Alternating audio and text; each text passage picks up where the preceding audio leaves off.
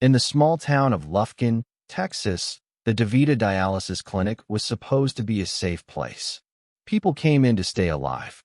But within just a few weeks, it became a place where people were collapsing in their chairs, struggling to breathe, their hearts shutting down without warning. One by one, they were dying. 5 patients, gone. Some in minutes. Others before paramedics even arrived. The clinic looked the same. The machines hadn't changed. The staff hadn't changed. Except for one thing. She was always there. Her name was Kimberly Clark Sines. A nurse. A mother. A trusted professional. She smiled. She greeted families. She wore her name tag with pride. But behind that smile was something no one saw coming. She didn't use a knife. She didn't bring a gun. She didn't need to. She used bleach. The same chemical that kills bacteria. The same chemical that's supposed to stay far away from the bloodstream. She found a way to inject it straight into people's veins. And she almost got away with it. It took a team of nurses, an investigator, and a few brave voices to finally say something. And when they did, what they uncovered was beyond shocking. What if the very person meant to heal turned out to be the one ending lives? This is the story of how a quiet town faced a silent killer, working inside a place no one ever suspected. Should a nurse with a known history of erratic behavior ever be allowed near patients again? Please share your thoughts in the comment section. Lufkin, Texas, sits quietly in the heart of Angelina County. It's the kind of town where people know their neighbors, where families gather for Friday night football, and where life tends to move just a little slower. On the surface, nothing ever seemed out of place here. Children rode bikes through quiet neighborhoods. Churches lined the streets. Local diners buzzed with small talk. It was a community that leaned on faith, tradition, and the belief that good people still existed. Just a few blocks from the city center stood the DaVita dialysis clinic. It wasn't a flashy building. In fact, most people in town barely noticed it. But for dozens of patients, it was a lifeline, a place they visited 3 times a week, every week, just to stay alive. For those battling kidney failure, dialysis wasn't optional. It was survival. Patients came in tired, weak, sometimes scared, but they always left hoping for one more day. Among the clinic staff was a nurse named Kimberly Clark Sines. She had grown up in Texas, married young, and had children of her own. She wasn't new to nursing, and on paper, she seemed like the perfect hire. She was organized, confident, and had the kind of warm voice that could calm even the most anxious patient. She made small jokes. She worked quickly. She smiled often. Patients liked her. Some even requested her by name. But there were whispers. Before joining DaVita, Kimberly had worked at several hospitals. Her resumes were impressive, but the timeline was messy. She never stayed too long in one place. Coworkers from past jobs described her as unpredictable, sometimes cheerful, sometimes cold. There were quiet complaints about her attitude, her temper, and strange mistakes that couldn't be explained. At one hospital, she had been let go after an incident involving missing medication. No charges were filed, and no formal report made it to the nursing board. It was brushed off, the way so many workplace issues are, a warning here, a conversation there, and then a quiet exit. What no one realized was that this pattern had followed her for years. There were also rumors of drug use. A few nurses believed she had a problem, but again, nothing concrete. Just odd behavior. Kimberly would sometimes disappear for short periods during shifts. She would return with red eyes, shaky hands, or talk unusually fast. Still, she managed to pass drug tests when required, and she always had an excuse. Lack of sleep, stress, headaches. When she was hired at DaVita, there were no official red flags. Nothing on paper that screamed danger. She passed her background check. Her license was active. She looked the part. And in a town like Lufkin, where people trusted easily, that was more than enough. Patients and staff were told she was experienced. They were told she was reliable. No one was told that just months before, she had been banned from working in home health care. No one mentioned that a former supervisor once wrote in her file, should not be left unsupervised with patients. And yet, at DaVita, she was left alone often. As the weeks went by, she settled in quickly. She learned the routines. She cleaned her station more often than others. She was fast, sometimes too fast. Other nurses noticed, but they brushed it off. Maybe she was just extra cautious. Maybe she was just trying to impress. But one thing was clear the moment Kimberly walked into that clinic, something changed. At first, it was hard to notice. A patient feeling dizzy, a drop in blood pressure, machines beeping unexpectedly. These things weren't unusual in a dialysis setting. Patients were sick. Reactions happened. Still, some of the staff couldn't shake the feeling that something was off. They just couldn't prove it. Not yet. What would you do if you found out the person saving your life was actually ending it? Join the conversation in the comment section. The first code blue happened early on a Monday morning. The patient's name was Garland Kelly, 46 years old, quiet, dependable. He showed up for his regular dialysis session just after sunrise. Everything seemed normal. The machine beeped softly, his blood was being cleaned, and the room was calm. Then, without warning, his blood pressure dropped. Fast. His body stiffened. His eyes rolled back. Nurses raced to him. Someone yelled for help. Another hit the emergency call. Paramedics arrived within minutes, but Garland was already gone. Just like that. The clinic called it a medical event. A tragic complication. It wasn't uncommon for dialysis patients to crash. Their hearts were already weak. His death was documented, signed off, and the next day, the machines ran as usual. But then it happened again. 2 days later, another patient collapsed. This time, it was Thelma Metcalf, 65 years old, a retired teacher. She had been on dialysis for nearly a year and never had a single problem. She had joked with the nurses just minutes before her treatment. Then her heart stopped. By the end of the week, 2 more patients had experienced the same sudden symptoms: sudden cardiac arrest, confused expressions, rapid decline. Some recovered. Some didn't. The numbers didn't lie. In just 1 month, the clinic saw more code blues than it had in the entire previous year. Nurses began to whisper. They checked the machines. They checked the medications. They checked the charts. Everything seemed to be in order. But the patients were dying. One nurse, Tanya, couldn't ignore the pattern. She started keeping notes, carefully, secretly. She wrote down the dates, the names of the patients, what happened, and more importantly, who was in the room when it happened. One name kept showing up: Kimberly Clark Signs. Reaching for a Kleenex and kind of dabbing her eyes. And I was like, well, Lord, you know what's best. You knew what needed to be said here. And with your help, I tried to say. Tanya didn't want to believe it at first. Maybe it was a coincidence. Kimberly often worked the busiest shifts. Of course she'd be around during emergencies.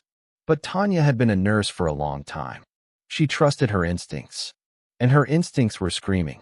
Patients who were fine just moments before were suddenly crashing within minutes of Kimberly approaching them. Some had strange reactions: eyes wide, limbs twitching. A few survivors described burning sensations, dizziness, or nausea. These symptoms weren't typical during dialysis. Still, without proof, there was nothing anyone could do. Until a patient spoke up. I remember feeling cold, then everything went black. I don't even remember leaving the clinic. I woke up in the hospital, hooked up to wires. They told me my heart stopped. I don't know what happened, but I remember her. The nurse. She had just touched my line. It was just one voice. But it was enough to confirm what Tanya feared. This wasn't random. Tanya reviewed her notes. The timeline was undeniable. Kimberly was on duty during every single incident. Some days, she had been seen cleaning stations aggressively. Other times, she had reached for the bleach jug supposedly to sanitize. But now, nurses were beginning to watch her differently. One nurse recalled seeing her near a patient's line when she didn't need to be. Another noticed her rushing away from a chair moments before an alarm went off. They had questions. Lots of them. But Kimberly smiled through it all. She acted like nothing was wrong. She joked with patients. She offered to help with extra tasks. She even brought snacks for the staff. And still, people were dying. By the second week of April 2008, there had been at least 10 medical emergencies linked to her shifts. 5 people had already died. A few survivors were still recovering, but none of them remembered enough to explain what happened. Tanya took her notes to the clinic's director. She wasn't sure what would happen. She only knew one thing. If no one stopped Kimberly, someone else would die next. Can you imagine trusting someone with your life, only to find out later they were under investigation for drug abuse? Share your thoughts in the comment below. The alarms inside the clinic had been ringing for weeks. Not just the machines, but the kind of silent alarms that only intuition can set off. Something was wrong. Everyone felt it. Still, no one wanted to be the one to say it out loud. That changed on April 15, 2008. The clinic director finally called for backup. Supervisors from higher up were brought in to review protocols. Within hours, the Texas Department of Health was contacted. Patient safety was now in question, and the numbers couldn't be ignored anymore. Every single patient who had coded or died had been treated during Kimberly Clark-Saenz' shift. Those who lived weren't. Supervisors tried to make sense of it. Could it really be that simple? Was this a horrible coincidence, or was it something else? The review team started a timeline. They charted every medical emergency by date and time, then layered it over the employee schedules. Kimberly's name was everywhere. Morning shift, night shift, didn't matter. If something went wrong, Kimberly had either just been near the patient or had walked away seconds before the alarms went off. Some of the cases were still blurry, but others were alarmingly clear. Take, for example, Clydell Hamilton, who had walked into the clinic smiling and stable. He collapsed just 20 minutes after Kimberly checked his 4. He never woke up again. Then there was Marva Roan, whose blood pressure dropped dangerously low moments after Kimberly flushed her line. Marva survived, but just barely. This wasn't about random events anymore. It was a trail, a chain of medical collapses with one common link. Whispers turned into full-blown suspicion. Kimberly's attitude hadn't changed. She still walked with confidence, still moved quickly between patients, still smiled. But the staff had stopped smiling back. Some nurses began refusing to let her near their patients. A few even warned the ones sitting in the dialysis chairs. If anything feels strange, let us know immediately. It started with a single breath. During one of the emergency responses, a nurse leaned over a collapsed patient to adjust the tubing. That's when she caught a whiff, a sharp, unmistakable smell. It smelled exactly like bleach. The odor was very strong, not just on the floor or the chairs, but near the patient's foreline. She froze. Her hands trembled as she backed away. This wasn't routine cleaning. This was something much worse. The nurse didn't say anything right away. Instead, she told the clinic director, who quickly filed an internal incident report. Then she went to the sink and washed her hands, over and over, trying to get rid of the smell. But she couldn't get rid of the thought in her head. That's when more staff started paying closer attention. Kimberly was seen cleaning her station obsessively, far more than anyone else. She wiped everything multiple times. She carried the bleach container more often than she needed to. Some even noticed her staying behind after her shift, scrubbing areas that were already clean. She claimed she just liked a tidy workspace, said she wanted to keep things sterile, but something felt off. The clinic decided it was time to take action, quietly. Investigators were contacted, and within days, surveillance was installed inside the building. No one told Kimberly. No one told the rest of the staff either. Only a handful of trusted individuals knew. The goal was simple: watch, wait, and catch her in the act. They placed hidden cameras in key areas, near the bleach storage, near the dialysis stations, and especially near the supply closet. Audio was added where possible. The investigators knew they had to be careful. If Kimberly even suspected she was being watched, she might stop, or worse, destroy the evidence. So they let her keep working, and the cameras started rolling. They watched hours of footage. Most of it was routine, nurses moving around, patients chatting, machines humming. But Kimberly, she stood out. She moved differently. She hovered over patients longer than necessary. At times, she would bend low, just out of sight from others, and then stand up quickly. Once, they caught her removing a bleach bottle from the janitor's cart and slipping it under her jacket. Still, the footage wasn't enough. They needed more. They needed to see her do it. Each day, the tension in the clinic grew thicker. Staff members were on edge. Patients began asking questions. Even those who didn't know what was going on could feel it. Something was wrong. Kimberly remained calm. She still showed up to work with her bag slung over one shoulder, her hair pulled back, her name badge shining under the lights. She made coffee. She made jokes. She walked past the same people who were now silently building a case against her. The hidden cameras had been rolling for weeks, collecting evidence, piece by piece. And then, on May 2nd, 2008, they captured it, the moment that would change everything. Kimberly was caught. The footage was clear. Kimberly was standing near the dialysis station, alone in the quiet clinic after hours. She reached for the bleach bottle, the same bottle she had been seen with multiple times before. But this time, she didn't just use it to clean surfaces. She took out a syringe. The camera zoomed in as she filled the syringe with bleach, her hands moving with purpose. There was no hesitation, no look of concern, just a nurse going about her task as if no one would ever know. But they knew. The investigators moved quickly. Within minutes of capturing the footage, they sent in a team to confront her. Kimberly was escorted out of the clinic, her face blank, her eyes betraying nothing. She didn't fight. She didn't resist. She simply walked out, her professional demeanor intact, even as the weight of the moment bore down on her. The following morning, Kimberly was officially suspended. It wasn't long before she was arrested, charged with multiple counts of attempted murder and the death of at least 5 patients. As the news broke, the town of Lufkin went into shock. Many couldn't believe it. Kimberly, a nurse, a mother, a trusted member of the community, had been poisoning her patients, one dialysis treatment at a time. Then came the medical confirmation.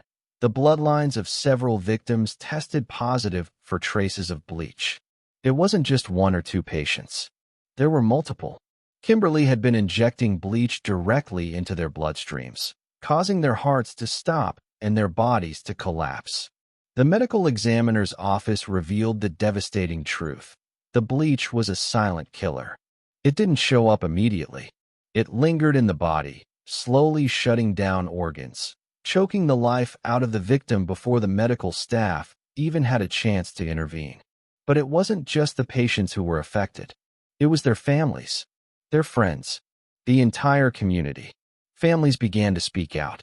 Survivors, loved ones of the victims, each one struggling with the same question. How could someone sworn to heal become the one who harmed?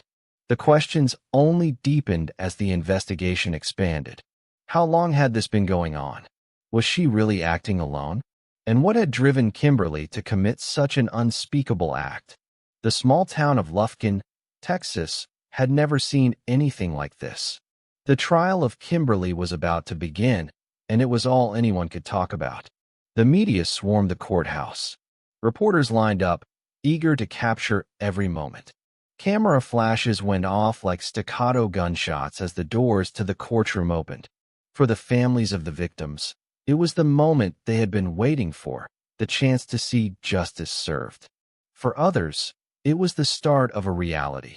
The nurse they had trusted with their lives, with the lives of their loved ones, was now standing trial for murder.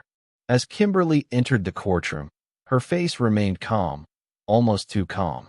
She wasn't anxious. She wasn't scared. She was cold. Her eyes scanned the room, then briefly glanced at the families sitting in the front row. They were broken, but she seemed almost untouched by the gravity of the situation. Kimberly's defense team was quick to argue. Their main claim? Stress. That the overwhelming pressure of working in a medical setting had caused her to snap. They insisted there was no intent to kill. No malice. The defense described Kimberly as a woman under extreme pressure, working long hours, dealing with burnout, and struggling with personal issues. They suggested that her actions were the result of a mental breakdown, not premeditated murder. But the prosecution had a different story. It was a story filled with cold, hard facts. Medical experts testified to the dangers of bleach in the bloodstream, explaining the devastating effects it had on the body. They described the slow, agonizing deaths of the victims. They painted a clear picture. Kimberly had not just been negligent, but had intentionally caused harm. Next, the surviving patients took the stand. They spoke of the terrifying moments when they felt themselves slipping away. Some spoke of hearing alarms blaring, seeing the fear in the nurse's eyes, and feeling the cold grip of something going horribly wrong. One patient, Walter Johnson, a survivor of a near-fatal event, described how he felt his heart stop, only to be revived just in time. His voice cracked as he spoke, recounting the fear and confusion of that day. But the most damning testimony came from forensic experts. Blood tests, they revealed, had confirmed the presence of bleach in the veins of multiple victims. The evidence was irrefutable. The victims hadn't died of natural causes. They had been poisoned. The bleach wasn't an accident. It was murder. Despite the overwhelming evidence, Kimberly sat quietly in the defendant's chair. Her expression never wavered. She didn't flinch when the victims' families spoke of their loss. She didn't show emotion when the prosecutors laid out their case. In fact, she smiled. A small, unsettling smile that seemed completely out of place in the courtroom. The defense claimed that Kimberly was a victim of stress. But the public began to see a different story. Her demeanor in the courtroom spoke volumes. She wasn't the fragile, broken person her defense team painted her to be. She seemed cold, detached, almost as if she were enjoying the attention. The families in the courtroom felt the same sense of disbelief. Rebecca Metcalf, the daughter of Thelma, couldn't understand it. As she sat in the front row, she watched Kimberly lean back in her chair, a faint smile tugging at her lips. How could she smile, knowing the pain she had caused? The anger in Rebecca's chest burned hotter with each passing moment. It was clear now. Kimberly wasn't just guilty of taking lives. She was guilty of something darker, a complete lack of remorse. The trial had only just begun, but it was already shaping up to be a battle of emotion, facts, and revelations.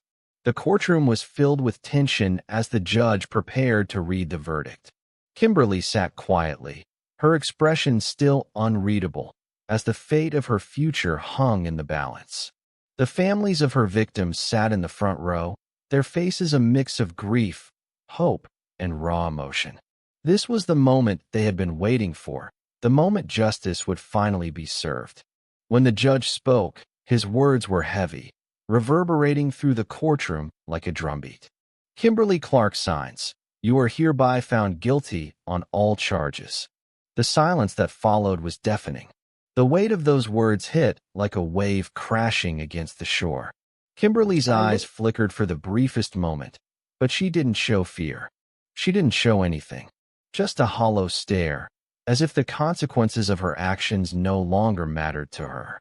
The families of the victims, on the other hand, were overcome with emotion.